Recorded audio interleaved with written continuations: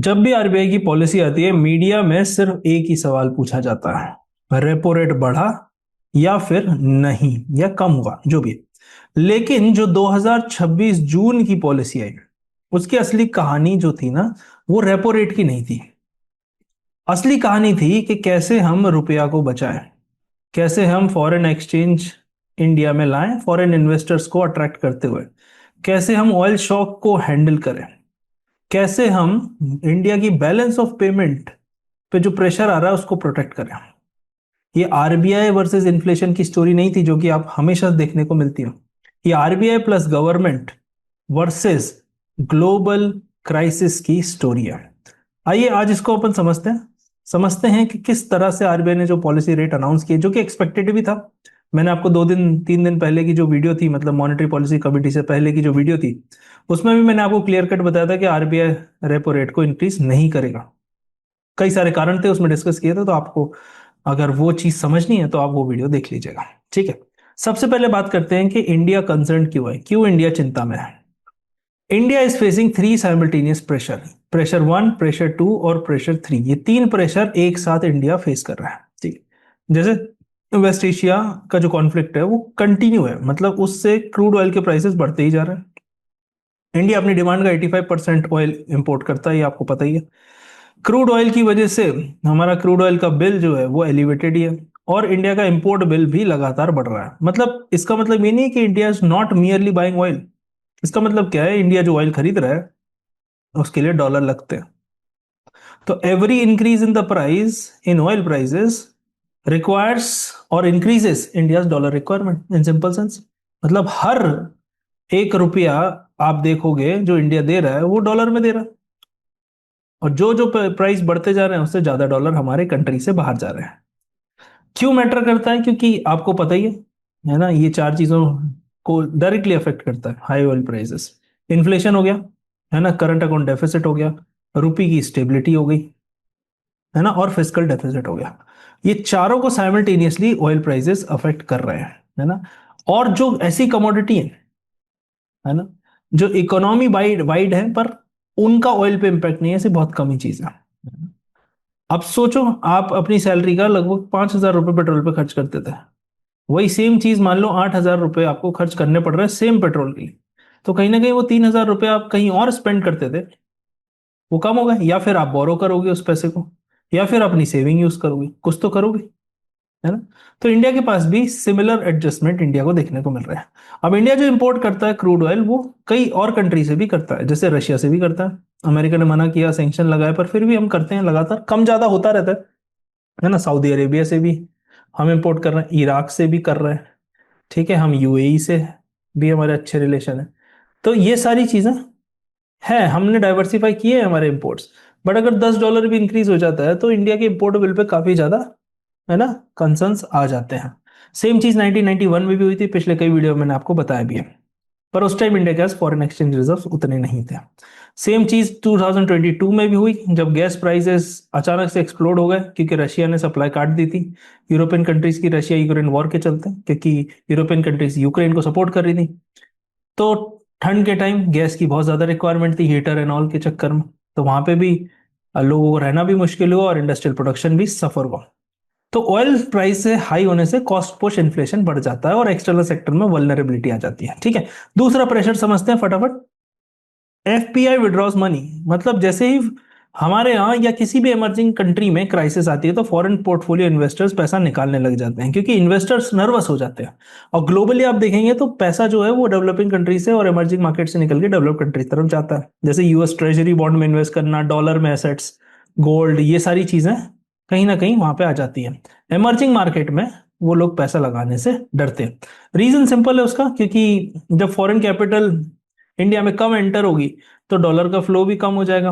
जब डॉलर का फ्लो कम हो जाएगा, लोग इंडिया से बाहर अगर डॉलर ले जाना चाहते हैं तो वो डॉलर मांगेंगे, तो डॉलर की डिमांड भी बढ़ गई और डॉलर का फ्लो भी कम हो गया, तो रुपये पे प्रेशर आएगा। इससे इंडिया को फाइनेंशियल डिफिकल्टी फेस करनी पड़ सकती है। ठीक है, तो यूएस जब भी इंटरेस्ट रेट हाइक की बात करता है ना, तो पूरा इन्वेस्टर लॉबी जो है वो अमेरिका तरफ शिफ्ट होती है हायर रिटर्न के चक्कर में। 2013 में भी टेपर टेंट्रम के टाइम हमने ये देखा था, जब फेडरल रिजर्व ने सिर्फ ये बोला ही था, है ना, उन्होंने किया भी नहीं था, उसके पहले ये चीज शुरू हो गई मतलब जो हिंट होती है वो भी बहुत ज्यादा इंपॉर्टेंट होती है ना। इसी तरह अर्जेंटीना, टर्की, ये भी कंट्रीज हैं। इन्होंने कई बार, कई डिकेड्स में बार बार हमने देखा है कि सडन कैपिटल फ्लाइट भी उनने टॉलरेट किया है, उनने एक्सपीरियंस किया। फिर रुपी डेप्रिसिएशन की बात करते हैं। मतलब जब भी डॉलर की डिमांड बढ़ जाती है सप्लाई से, तो रुपया वीक हो जाता है। मतलब मैं अगर एक फॉरेन इन्वेस्टर हूँ, इंडिया में इन्वेस्ट करता हूँ, तो इंडिया में इन्वेस्ट करने के लिए मुझे क्या चाहिए होगा? मैं अपने डॉलर दूंगा और रुपए लूंगा और इन्वेस्ट करूंगा। पर वहीं अगर मुझे पैसा बाहर निकालना है तो मैं रुपया वापस करूंगा, डॉलर लूंगा और इंडिया से पैसा निकाल के यूएस में वापस लेके जाऊंगा। मतलब रुपए की वैल्यू कम हो जाएगी, है ना? यही सेम चीज है। अब वीकर रुपी का क्या मतलब है कि जो भी हम इंपोर्ट कर रहे हैं वो महंगा हो जाएगा, है ना? तो ऑयल कर रहे हैं, इंपोर्टेड, इन्फ्लेशन का रिस्क हो जाएगा। तो जब ऑयल ही महंगा आ रहा है तो ये ऑयल से चलने वाली सारी चीजें महंगी हो जाएंगी, और ऑयल से क्या नहीं चलता, ये आप सभी को पता है ना? इससे प्रेशर आएगा बैलेंस ऑफ पेमेंट पे, है ना? मतलब समझ लो लगभग 80 रुपए के आसपास चल रहा था डॉलर, अचानक से 96 पहुंच गया। तो अगर स्टूडेंट ने सोचा कि मुझे बाहर पढ़ना है पिछले साल और इस साल, क्या डिफरेंस आ गया? हर डॉलर पे 16 रुपए ज्यादा देने पड़ रहे हैं। अगर लोन इंडिया से लिया है और स्पेंड यूएस में कर रहे हैं तो बहुत मुश्किल है। ऐसे ही इंडिया इलेक्ट्रॉनिक्स इंपोर्ट भी करता है, वो सब महंगे होते जा रहे हैं। स्मार्टफोन के, है ना, चीजें आती हैं जो रॉ मटेरियल्स हैं, स्मार्टफोन में लगते हैं, लैपटॉप में लगते हैं, सेमीकंडक्टर इक्विपमेंट से, ये सब महंगे होते जा रहे हैं, है ना? तो ये सारी चीजें कहीं ना कहीं प्रॉब्लम क्रिएट कर सकती है। ग्लोबली एग्जांपल की बात करूं तो येन की बात करते हैं। येन की जो वीकनेस है ना, that also increased import cost. बल्कि जापान एक डेवलप्ड कंट्री आप देखोगे, तो जापान में भी यही सेम चीज देखने को मिल रही है। अब आरबीआई की बात कर लेते हैं। आरबीआई का की असेसमेंट क्या है? मतलब जो करंट इन्फ्लेशन सर्ज है प्राइमरीली वो सप्लाई साइड इन्फ्लेशन है, नॉट डिमांड ड्रिवन, है ना? सप्लाई की वजह से हो रहा है, क्राइसिस है, सप्लाई चेन डिसरप्शन नहीं है, है ना? एग्जाम्पल के तौर पे हमने ये सारी चीजें देखी नहीं, लॉजिस्टिक कॉस्ट है, एनर्जी की शॉर्टेज हो रही है, ऑयल प्राइसेस है। तो इन्फ्लेशन जब भी डिमांड ड्रिवन होता है ना, तो रेपो रेट हाइक किया जाता है। पर इन्फ्लेशन सप्लाई ड्रिवन है, तो रेपो रेट को हाइक करके भी उसकी इफेक्टिवनेस नहीं देखी जा सकती, क्योंकि इंटरेस्ट रेट ऊपर नीचे करने से हम कोई टमाटर ज्यादा नहीं उगा सकते, है ना? हम ऑयल की सप्लाई नहीं बढ़ा सकते। तो आरबीआई की भी एक लिमिटेशन है ना? सिंपल सी चीज है, अगर एक एग्जांपल के तौर पे आपको समझाऊं, है ना? सपोज फॉर एग्जांपल प्याज के दाम बढ़ जाते हैं, क्योंकि फ्लड आ गई और क्रॉप खराब हो गई, तो फ्लड की वजह से प्याज के दाम बढ़ गए। अब प्याज के दाम बढ़ गए तो आरबीआई ने इंटरेस्ट रेट बढ़ा दिया, है ना? अब इंटरेस्ट रेट बढ़ाने से क्या हुआ? आपके घर के लोन की ईएमआई बढ़ गई, गाड़ी की ईएमआई बन गई, बढ़ गई। पर इससे कोई अनियन की सप्लाई तो नहीं बढ़ी ना। ठीक है, लोग खर्चा ऑनियन खाना कम कर देंगे उस डायरेक्शन से, पर वो सही डायरेक्शन में इंपैक्ट नहीं क्रिएट करेगा। 1973 में भी ऐसे ही हुआ था। सेंट्रल बैंक दुनिया के समझ ही नहीं पा रहे थे कि ये जो स्टैगफ्लेशन की प्रॉब्लम है वो सप्लाई शॉक की तरफ से, डिमांड साइड से नहीं है, और वो गलत इलाज कर रहे थे उस क्राइसिस का। तो ये चीज इंपॉर्टेंट है ना, जिसको आपको समझना जरूरी है। ठीक है, अब यहाँ पे स्ट्रेटेजिक शिफ्ट की बात कर लेते हैं। तो instead of this aggressive attack inflation through rate hike, है ना, ये इंपॉर्टेंट है। तो मतलब हमको पहले स्टेबलाइज करना है ना? स्टेबलाइज करने के बाद हमको आगे की चीजें बढ़ानी है ना? तो स्टेबलाइजेशन इज वेरी इंपॉर्टेंट, है ना? क्योंकि पहले इकोनॉमी को हमको, मतलब जो शेक हो रही है उसको स्टेबल करना है, फिर हमको एक्सेलरेट करना है। ठीक है, चलो आगे बढ़ते हैं। अब गवर्नमेंट का बड़ा रिफॉर्म क्या है, क्या कहलाता है? ठीक है, पहली चीज है मोर एक्सेस फॉर फॉरेन इन्वेस्टर्स, है ना? एक्सेस करो, मतलब सिंपल सी चीज है, मैं आपको समझाता हूँ। Government has expanded access to foreign investors, specially for government securities, ताकि हम डॉलर को अट्रैक्ट करें। सब चीज का एक ही रूल है कि डॉलर को अट्रैक्ट करें, जिससे रुपए पे प्रेशर कम आए, है ना? जब मैं वीडियो रिकॉर्ड कर रहा हूँ तब आप देखेंगे तो रुपये ने रिकवर भी किया है। ठीक है, ये मेजर स्टेप है, किस वजह से? Integrating India into global financial market. बहुत ही ज्यादा इंपॉर्टेंट क्यों है? क्योंकि इंडिया को चाहिए लॉन्ग टर्म कैपिटल, है ना? 15 साल की गवर्नमेंट सिक्योरिटी, 30 साल, 40 साल, ये सब अगर इन्वेस्ट करेंगे तो डॉलर लेके आएंगे, तभी तो इंडिया में इन्वेस्ट करेंगे। इससे फिर इंडिया क्या बनाएगा? हाईवेज बनाएगा, रेलवेज, है ना, पोर्ट्स बनेंगे, डिफेंस कॉरिडोर्स बनेंगे। ये सब रिक्वायर्ड है किसके लिए? डिकेड्स तक फाइनेंसिंग के लिए। मतलब शॉर्ट टर्म मनी से ये सब चीजें नहीं बनाई जा सकती, लॉन्ग टर्म मनी चाहिए, है ना? सपोज आप अपना कंस्ट्रक्शन कर रहे हो घर का, तो आप 6 महीने का लोन लेके घर कंस्ट्रक्ट नहीं करोगे, आप कम से कम 20 साल का लोन तो लोगे, है ना। तो ताकि आप उसको स्ट्रेटेजिकली सोच सको। जैसे मुंबई अहमदाबाद बुलेट ट्रेन है, या डेडिकेटेड फ्रेट कॉरिडोर है, या भारतमाला प्रोजेक्ट है, ये सब में पेशेंट कैपिटल रिक्वायरमेंट होती है ना। जापान ने भी ऐसे ही फाइनेंस किया था अपना इंफ्रास्ट्रक्चर, और लॉन्ग टर्म डोमेस्टिक और फॉरेन कैपिटल बनाया। अगर आप देखोगे ओकाइडू से होंशु, ओकाइडू आइलैंड से एक ट्रेन चलती है, शिनकानसेन बोलते हैं मेट्रो, वो समुद्र के नीचे से जाती है, लगभग 25 किलोमीटर समुद्र के नीचे चलती है वो। फास्टेस्ट ट्रेन है जापान की, बुलेट ट्रेन। सोचो, जमीन समुद्र के अंदर टनल बनाई है, उसके अंदर से ट्रेन जा रही है। Imagine the level of engineering. ये सब छोटे मोटे फंड से थोड़ी ना होती। चाइना ने भी ग्लोबल कैपिटल को बहुत अट्रैक्ट किया, उसी से इंफ्रास्ट्रक्चर बना पाए ना। बिफोर लिबरलाइजेशन ऑल्सो इंडिया के पास भी एक्सेस टू कैपिटल बहुत कम था, बट 1991 के रिफॉर्म से ग्रेजुअली चीजें ओपन होती गई, है ना। दूसरा आते हैं टैक्स इंसेंटिव पे, है ना। मैं थोड़ा बोर्ड क्लियर कर लेता हूँ। टैक्स इंसेंटिव भी बहुत इंपॉर्टेंट है। सरकार टैक्स में छूट देगी, लॉन्ग टर्म कैपिटल गेन्स को हटा दिया गया, विथ होल्डिंग टैक्स को हटा दिया गया, है ना। तो एलिजिबल फॉरेन इन्वेस्टर्स ही ये सब इन्वेस्ट कर सकते हैं। यही एक बड़ा रोड ब्लॉक भी था, है ना, जो कि मैंने उस मॉनेटरी पॉलिसी कमेटी की मीटिंग से पहले भी डिस्कस किया था। तो सरकार ने सही स्टेप लिया है ना। अभी क्यों इंपॉर्टेंट है, क्यों मैटर करता है, इसको समझते हैं। सबसे पहली चीज है कि जितने इन्वेस्टर, है ना, इन्वेस्टर्स क्या होता है, जहां भी इन्वेस्ट करते हैं वो कंपेयर करते हैं ग्लोबली इंटरेस्ट रेट। जैसे आप बैंक से लोन लोगे, आप भी इंटरेस्ट रेट कंपेयर करते हो, तो थोड़ा भी अगर टैक्स डिफरेंस आता है, वो आपके इन्फ्लुएंस करता है आपके इन्वेस्टमेंट के डिसीजंस को। जैसे सपोज फॉर एग्जांपल आपको एक फिक्स डिपॉजिट बनवानी है, एक बैंक दे रहा है 8% पे, पर हैवी टैक्स लगाता है, और दूसरा दे रहा है 8% पे, जो कोई भी टैक्स नहीं लगाता। अब तो आप यही वाला चूज करोगे। तो इंडिया किससे compete करता है? इंडिया compete करता है इंडोनेशिया से, इंडिया compete करता है मलेशिया से, इंडिया compete करता है वियतनाम से, मैक्सिको से। ये सब कंट्री से हमारा कंपटीशन होता है इन्वेस्टमेंट को अट्रैक्ट करने के लिए, ग्लोबल कैपिटल का। और जस्ट बिकॉज टैक्स और बाकी चीजों के चक्कर में हम पीछे रह जाते हैं, और ये कंट्रीज ग्लोबल कैपिटल को अट्रैक्ट कर जाती है। जैसे सिंगापुर कैसे फाइनेंशियल हब बना, क्योंकि टैक्स स्ट्रक्चर इतना अच्छा था कि पूरी दुनिया की कैपिटल वहां पे इन्वेस्टेड है। आयरलैंड ने भी ऐसे ही किया था। आयरलैंड ने क्या किया था? आयरलैंड ने भी मैसिव कैपिटल अट्रैक्ट किया था इन्वेस्टमेंट से, सिर्फ फेवरेबल टैक्सेशन पॉलिसी बना के। तो ऐसा नहीं है कि सिर्फ आप रेट के साथ, आप पॉलिसीज के साथ भी कैपिटल अट्रैक्ट कर सकते हो। अब बात करते हैं इंडिया को क्या चाहिए। इंडिया को चाहिए ग्लोबल बॉन्ड्स में ज्यादा से ज्यादा इन्वेस्टर इन्वेस्ट करें। क्यों चाहिए? जैसे पेंशन फंड, बहुत सारी डेवलप्ड कंट्री का बहुत बड़ा बड़ा फंड है, पेंशन फंड के रूप में, इंश्योरेंस फंड के रूप में, सोवरन वेल्थ फंड के रूप में, आप देख सकते हैं।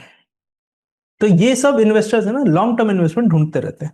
और ये बेटर है एफपीआई से। मैं आपको बताऊं कि एफपीआई का पैसा ना उड़ जाता है, आता है आज और कल एग्जिट भी हो जाएगा। पर जो पेंशन फंड है ना, वो काफी डिकेड्स तक इन्वेस्टेड रहता है। जैसे एक छोटा सा डिफरेंस समझते हैं। एक टूरिस्ट आपकी कंट्री में एक दिन रहता है, और एक फैमिली आपके यहाँ हाउस भी खरीदती है, रहती भी है। तो एक ये टेम्परेरी हो गया, ये परमानेंट हो गया, है ना। तो ग्लोबल एग्जांपल के तौर पे अगर आप देखोगे तो नॉर्वे एक और एग्जांपल है जिसने सोवरन वेल्थ फंड में काफी ज्यादा इन्वेस्ट किया है, बहुत बड़ा होराइजन है ना। फिर बिगर स्ट्रेटेजिक गोल की बात कर लेते हैं। मतलब इंडिया को क्या चाहिए? ग्रेटर पार्टिसिपेशन चाहिए ग्लोबल इंडाइसेस में, है ना। जैसे जेपी मॉर्गन का बॉन्ड का इंडेक्स है, ये एग्जांपल के तौर पे न्यूज़पेपर में भी कई बार है, या ब्लूमबर्ग का भी है।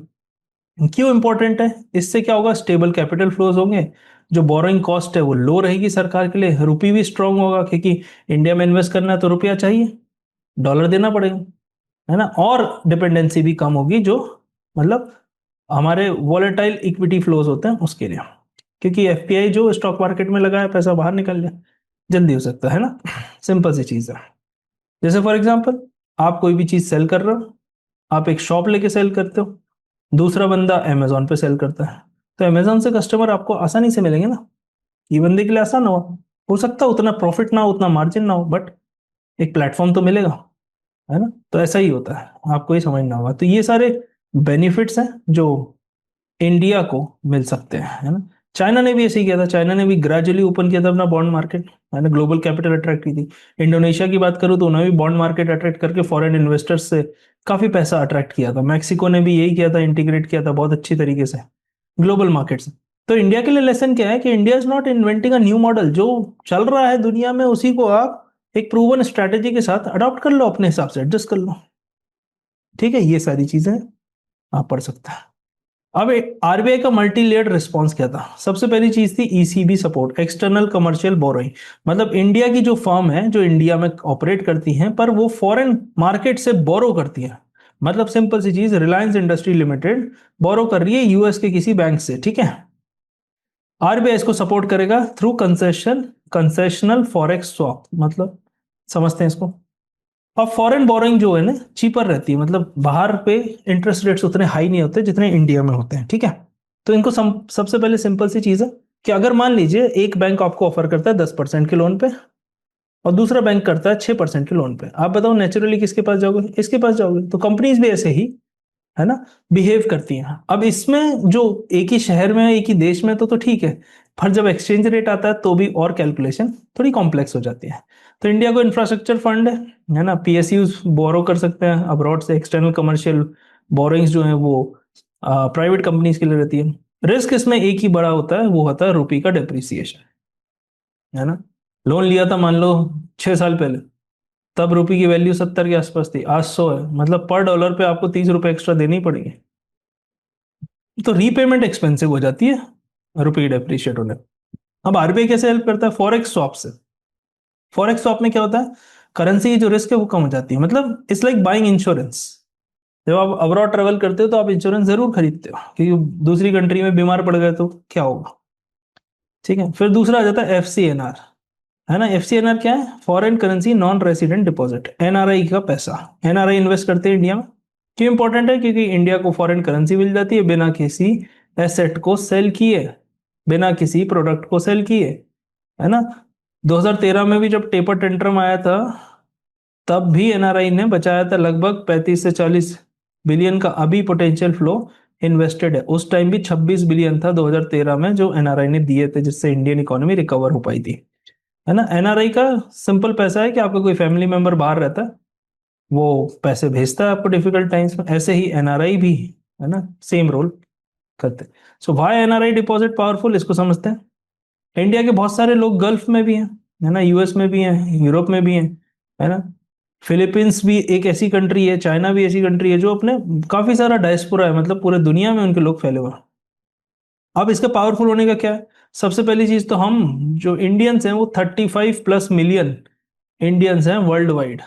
तो काफी लोग हैं, है ना। और इंडियंस ने काफी अच्छी पोजीशन भी ऑक्यूपाई कर रखी है बाहर, जैसे सीईओज है, डॉक्टर्स है, इंजीनियर्स हैं, एंटरप्रेन्योर्स हैं, ये सारी चीजें हैं, काफी मैनेजरियल लेवल पे भी हैं। तो उनके पास हाई सेविंग्स होती है ना, उनका ग्लोबल नेटवर्क होता है, उनके पास रिसोर्सेज होते हैं। तो ये सब चीजें अगर इंडिया अट्रैक्टिव बन जाता है डेस्टिनेशन, तो ये भी हमारे लिए एनआरआई हेल्प कर सकते हैं, ना।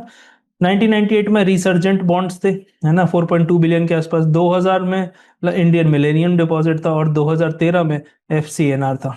तो ये इंडिया को लगातार हेल्प करते हुए आए हैं। अब इसका क्या मतलब, what happens if capital comes in? क्या होगा? फॉरेन एक्सचेंज रिजर्व्स हमारे बढ़ जाएंगे, रुपी स्ट्रांग हो जाएगा, क्योंकि रुपी की डिमांड बढ़ जाएगी इंडिया में इन्वेस्ट करने के लिए, रुपी तो चाहिए। इन्वेस्टर का कॉन्फिडेंस बढ़ जाएगा हमारे जैसी इकोनॉमी पे, जो कि इमर्जिंग मार्केट है, डेवलपिंग है, बट ठीक है, स्ट्रांग इकोनॉमी तो है ना। और लोअर एक्सटर्नल वल्नरेबिलिटी रहेगी, मतलब जो क्राइसिस की प्रोबेबिलिटी है ना, वो कम हो जाती है। तो इमरजेंसी सेविंग जैसे एक फैमिली को फाइनेंशियली स्ट्रेंथ देती है, वैसे ही फॉरेन एक्सचेंज रिजर्व्स एक इकोनॉमी को स्ट्रेंथ देते हैं, ठीक है। तो इंडिया के पास लगभग 700+ बिलियन के फॉरेन एक्सचेंज रिजर्व्स हैं, जो कि सेफ माना जाता है 6 से 7 महीने हो। तो हमारे पास 10 से 11 महीने के हैं, तो हम अभी काफी अच्छी पोजीशन पे in comparison to our previous crisis, ठीक है। अब आगे बढ़ते हैं, है ना। अब यहाँ पे सिंपल से समझते हैं, why RBI did not hike rates immediately. क्यों आरबीआई ने अचानक से रेट हाइक नहीं करा, है ना। कुछ क्वेश्चंस हैं इसके, सिंपल सी चीज है कि किस तरह से, क्या रीजन थे, है ना, क्यों नहीं किया गया, है ना। इसके रीजंस थे वो हम समझते हैं। सबसे पहले आप इसको समझो कि जो मैंने वीडियो बनाई थी इससे पहले कि भाई रेट हाइक नहीं होगा, उसमें कई सारे कॉन्क्रीट रीजन दिए थे। मतलब मेनी टाइम्स क्या होता है, मार्केट जो पार्टिसिपेट करते हैं ना, वो आरबीआई से ये एक्सपेक्ट नहीं करते कि इंटरेस्ट रेट बढ़ेगा कम होगा। अब आप खुद देखेंगे तो ताकि ऑयल प्राइसेस बढ़ते ही जा रहे हैं, है ना, इन्फ्लेशन का रिस्क है, रुपी वीक हो रहा है, तो आरबीआई इज मोर कॉशियस। पर आरबीआई पहले क्या चाहता है कि जो टेम्परेरी शॉक है ना ये ठीक हो जाए। मतलब सीधे चोट लगी है आपको, डॉक्टर के पास नहीं जाओगे, आप पहले खून बह रहा है उसको बैंडेड लगाओगे, पट्टी लगाओगे, खून रोकने की कोशिश करोगे। तो ये टेम्परेरी है कि परमानेंट है, ये डिस्टिंक्शन बहुत इंपॉर्टेंट है। मतलब आप अगर एक एस आरबीआई गवर्नर की तरफ से सोचने की कोशिश करोगे, जैसे मैं आपको एक सिंपल सा एग्जांपल देता हूँ, आपको फीवर आ गया, है ना, a good doctor does not immediately perform a surgery कि भाई फीवर आया सर्जरी करेंगे, नहीं, पहले पूछेंगे वायरल इन्फेक्शन है, कैसे हुआ, फूड पॉइजनिंग से हुआ, सीजनल फ्लू है, वैसे ही आरबीआई पहले डायग्नोस करता है। तो अगर इन्फ्लेशन टेम्परेरी है तो आरबीआई को एक्शन नहीं लेगा, है ना, अग्रेसिव रेट हाइक करने की जरूरत नहीं है, क्योंकि अगर इन्फ्लेशन परमानेंट है तो आरबीआई सोचेगा। जैसे मैं बोल रहा हूं अब जो मॉनेटरी पॉलिसी होगी अगस्त के महीने में, आप उसमें रेट हाइक एक्सपेक्ट कर सकते हैं अगर सिचुएशन ऐसी ही रही तो। लाइक ड्यूरिंग कोविड 19 क्या हुआ था, काफी सारे सेंट्रल बैंक्स ने जो टाइटेंड था, टाइटनेस थी कि इन्फ्लेशन बढ़ेगा ये होगा, है ना, तो उन्होंने तब रेट हाइक नहीं किया। जैसे जैसे अनलॉक होता गया, इकोनॉमी खुलती गई, उन्होंने लगा इन्फ्लेशन तो बढ़ते ही जा रहा है और लगातार चल रहा है, तब उन्होंने रेट हाइक करना शुरू किया था। यूएस फेडरल रिजर्व ने भी इसके लिए एक टर्म यूज किया था, है ना, जैसे कहते हैं ट्रांजिटरी इन 2021, ये बोला था इन्फ्लेशन को। बट लेटर खुद ही यूएस ने काफी ज्यादा रेट हाइक किए थे 2022-23 में। तो ये सारी चीजें, पहला क्वेश्चन समझते हैं, will oil price remain elevated, ये हमारा पहला क्वेश्चन है। मतलब अगर क्रूड ऑयल के प्राइस 75 से $80 पर बैरल तक आ गए तो इन्फ्लेशन को हम डिसअपियर मान लेंगे कि वो हो जाएगा, पर अगर यही 100 से 120 रहा तो इन्फ्लेशन परसिस्टेंट हो जाएगा, क्योंकि ये सब चीज अफेक्ट करेगी ट्रांसपोर्टेशन को, फर्टिलाइजर को, मैन्युफैक्चरिंग को, एविएशन को, लॉजिस्टिक्स को, हर सेक्टर को अफेक्ट करेगी, है ना। जैसे इलेक्ट्रिसिटी बिल सडनली डबल हो जाए तो हर हाउस होल्ड का बजट ही चेंज हो जाएगा ना। तो ऑयल ऑल्सो ही वैसे ही बिहेव करता है, ठीक है। अब सबसे बड़ी चीज है कि अब आप पूछते हैं second question, will hire crude permanently affect inflation, ये है अगला क्वेश्चन। अब समटाइम्स क्या होता है, प्राइस टेम्परेरी बढ़ते हैं, समटाइम्स वो वहीं रह जाते हैं या इकोनॉमी में मिक्स हो जाते हैं, एम्बेडेड हो जाते हैं, है ना। तो आरबीआई को ही समझ में आता है कि सिचुएशन कैसी है, सिचुएशन कितनी बार रिपीट हो रही है ना। सपोज जैसे एक एग्जांपल के तौर पे समझते हैं, ट्रांसपोर्टेशन कंपनीज क्या करती हैं, प्राइस बढ़ा देती हैं क्योंकि डीजल प्राइस बढ़ गया, है ना। बट जब डीजल प्राइस फॉल होता है तो क्या वो भी प्राइस कम होती है ना, दैट डिटरमाइंस इन्फ्लेशन परसिस्टेंस, है ना। मिल्क के प्राइस भी आपने कभी नहीं देखा होगा कि वो रिवर्स हुए, वेजिटेबल के हो जाते हैं। तो आरबीआई उस सारे बिहेवियर को स्टडी करते हुए आगे बढ़ाती है, ठीक है। So temporary inflation versus persistent inflation, ये दो चीज इंपॉर्टेंट है। टेम्परेरी है तो पेशेंस रखेगी आरबीआई, और अगर परसिस्टेंट इन्फ्लेशन है तो आरबीआई इंटरवीन करेगी, ठीक है। तीसरा क्वेश्चन देखते हैं, will businesses pass higher cost to consumer. अब देखो कॉस्ट बढ़ेगी तो प्राइस तो बढ़ानी ही पड़ेगी, नहीं तो कैसे सर्वाइव होगा, तो इससे इन्फ्लेशन बढ़ेगा। या फिर दूसरा ऑप्शन है कि वो कॉस्ट को एब्जॉर्ब कर जाए और उनके प्रॉफिट जो है वो डिक्लाइन हो जाए, तो ये इन्फ्लेशन का इम्पैक्ट लिमिटेड रहेगा, है ना। तो ये सारी चीजें हैं। जैसे अचानक से आटा का दाम बढ़ जाता है तो बेकरी वाले क्या ब्रेड की प्राइस बढ़ा देते हैं, नहीं, वो लोअर प्रॉफिट पे चलते हैं। फिर धीरे धीरे सब बढ़ाएंगे तो वो भी बढ़ाएंगे, है ना। Same with airlines, fuel cost बढ़ गई, सरचार्ज बढ़ गया, कार टिकट का प्राइस भी बढ़ जाता है ना। यही सारी चीजें हैं, तो इसको कहते हैं हम cost pass through effect, cost pass through effect.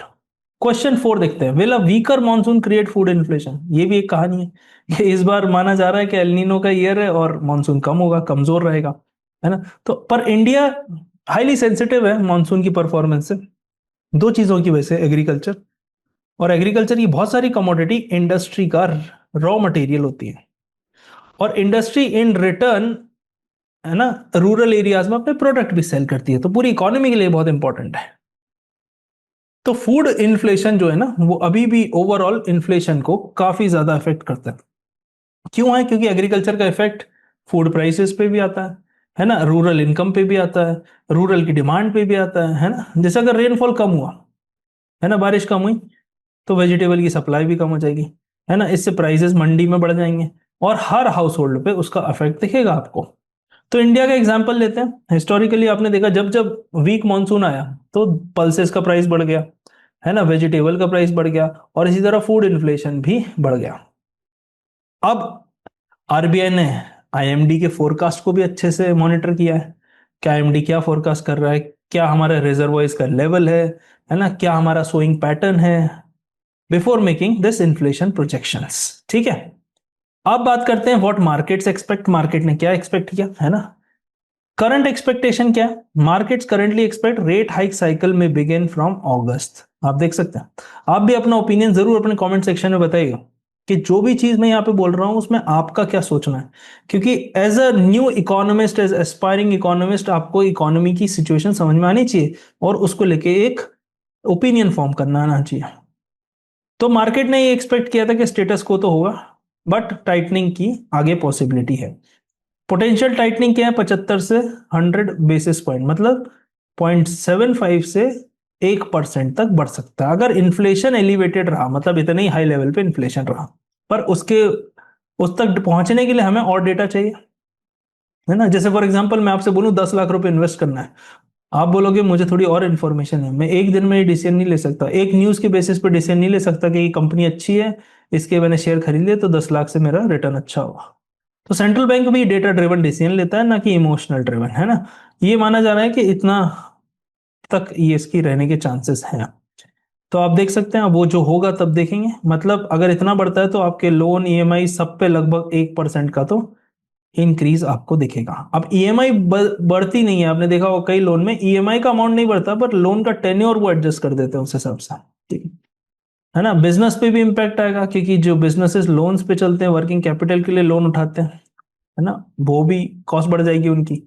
जिससे कॉस्ट बढ़ जाएगी तो इन्वेस्टमेंट कम होगा, एक्सपेंशन स्लो होगा और फाइनेंसिंग की कॉस्ट बढ़ जाएगी। तो यही सारी चीजें हैं।